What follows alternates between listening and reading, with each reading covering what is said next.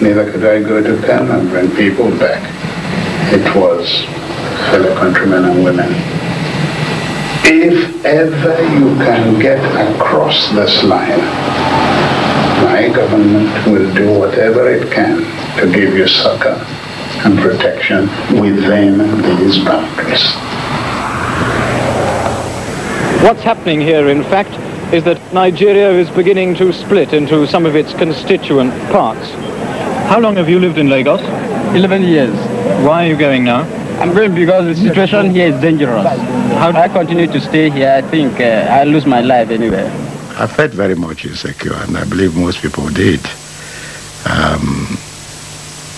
Especially as one saw people killed and heard stories of how others we didn't see were killed and maimed and some buried alive and so on.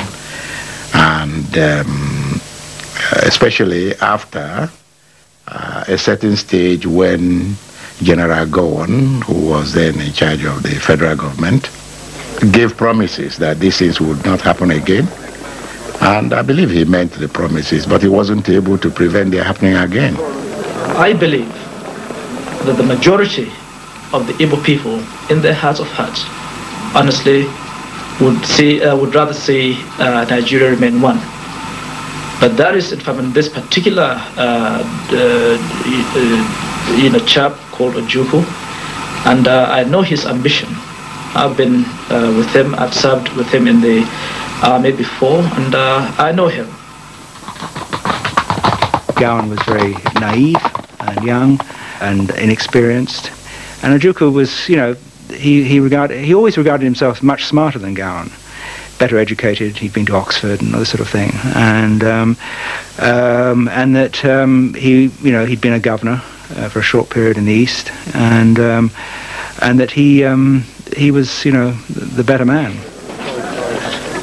The Nigerian government practically castrated Eastern Nigerian authorities, and it was a question of what do you do in the circumstance. We decided to hold on to what we had at that time. It was like cutting your losses. In May 1967, Ojukwu finally took his people out of Nigeria. Biafra was proclaimed. The Nigerian government uncompromisingly opposed Ojukwu's rebellion. With their military superiority guaranteed, their position was simple. Biafra was a part of Nigeria and would remain so. Ojukwu's army prepared for war with only a handful of real guns.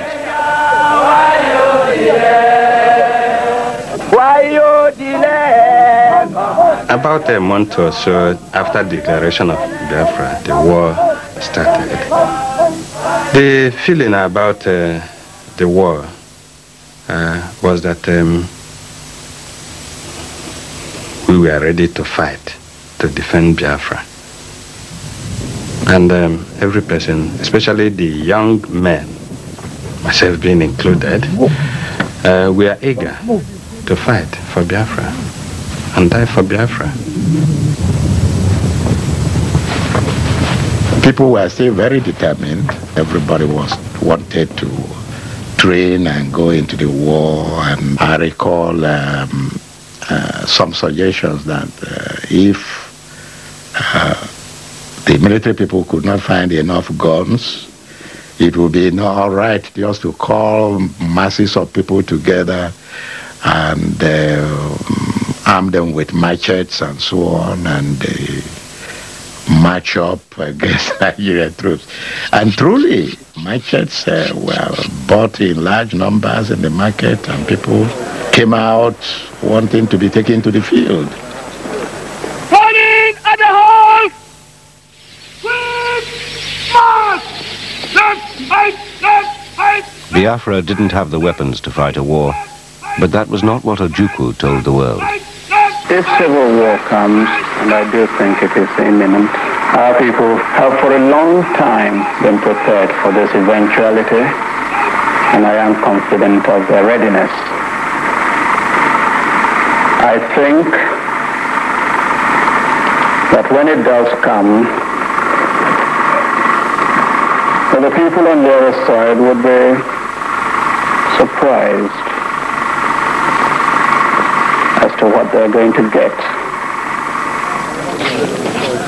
I knew Ojukwu was very interested in him because he was the only Oxford man then in the, I was at Oxford, then in the Nigerian army.